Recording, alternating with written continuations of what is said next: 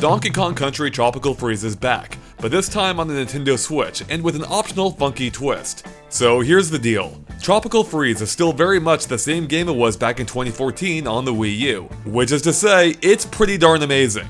Look, I'm not gonna beat around the banana bunch here. This was, and continues to be, one of the best platformers ever made.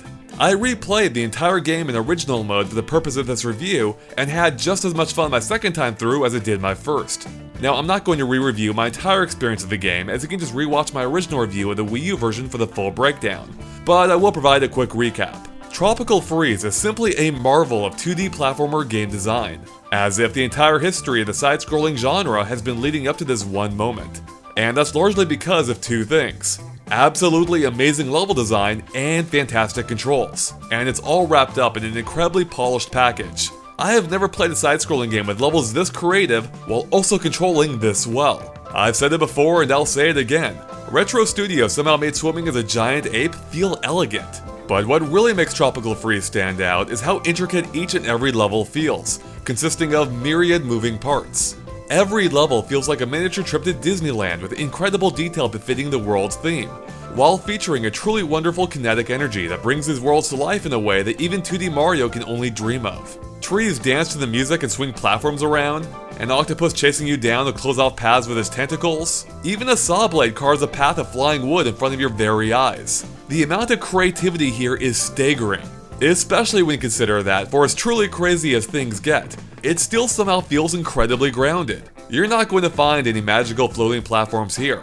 Instead, everything has a reason for being where it is and acting how it does. The shelves in the fruit factory spin only as a result of fruit rolling into them, platforms slowly drip down waterfalls made of honey. It's this incredible devotion to thematic consistency that elevates Tropical Freeze above its contemporaries. Or should I say, Kong-temporaries. Even the floating platforms here are only floating because you're trapped inside a giant tornado, which is a visual splendor in its own right. And speaking of visual splendor, the bright visuals are still a joy to behold, with the silhouette levels, by contrast, still being particularly striking. Especially now that Tropical Freeze looks ever so slightly better on the Nintendo Switch thanks to the upgraded native 1080p when docked from the original 720p. It looks sharp, and made me appreciate the finer details even more. And of course, it's impossible to talk about Tropical Freeze without also mentioning the absolutely brilliant soundtrack by original DKC composer David Wise.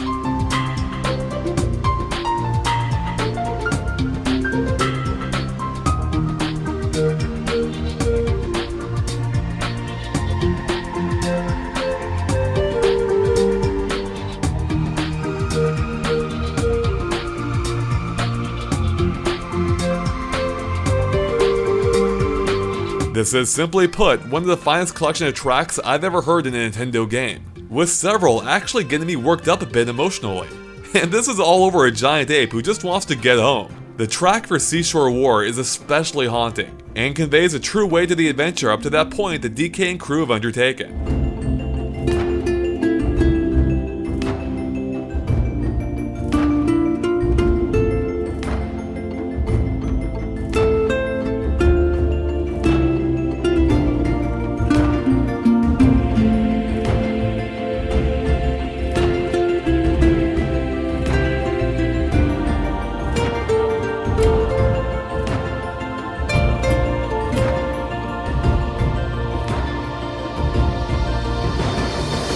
But for as much praise as I have for the game, I'm possibly even more annoyed now my second time through by the bonus rooms, which are generally uninspired and incredibly repetitive. Although the layout does change, purportedly at least, room to room, they all feel basically the same. But even worse, they bring the otherwise sublime action to a grinding halt, breaking up each level's flow and interrupting the generally fantastic music with this.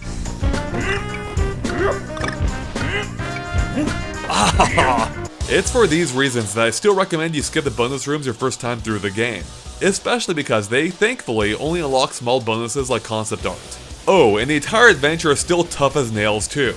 Remember, this is the game that Nintendo dedicated an entire trailer to about just how difficult it can be. And even though this is my second time through the game, there are parts where I've still lost a dozen or more lives, and yet I never found it to be unfair or frustrating. But then again, not everyone has nearly 30 years of platforming game experience, and it's perhaps for that very reason that Tropical Freeze on Nintendo Switch introduces Funky Mode, which offers a much more accessible way of playing. In fact, it's now the default option, which I'm not quite sure how I feel about, which I'll soon explain why. So, as you might expect, Funky Mode puts you in control of Funky Kong, who's basically a god by Donkey Kong standards. He gets 5 hearts instead of the usual 4, can double jump, hover in the air, stand on spikes, and breathe underwater. Seriously, why hasn't this guy been the main hero the entire time? On top of this, Funky Mode also allows you to use items mid-level, such as ones that rescue you from bottomless pits, as well as saving any Kong letters you find as you find them, meaning you no longer have to collect them all in one go.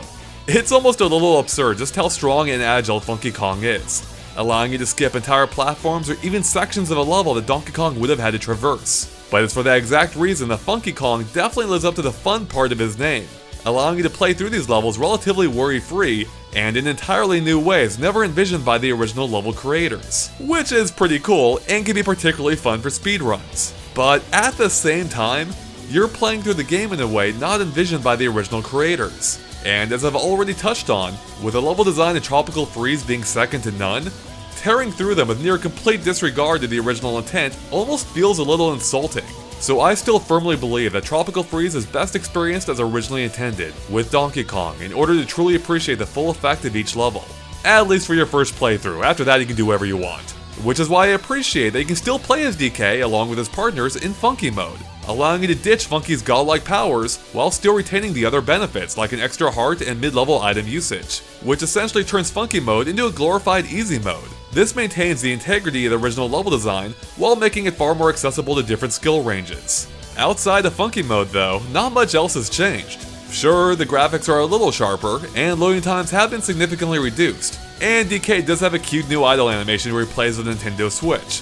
But that's about it, which raises the question, is it worth picking up if you already own Tropical Freeze on Wii U? To which I would answer that, unless you found the original version too dang difficult, I'd have a tough time recommending the Nintendo Switch version at full price for returning players, as the content is otherwise identical to the Wii U version.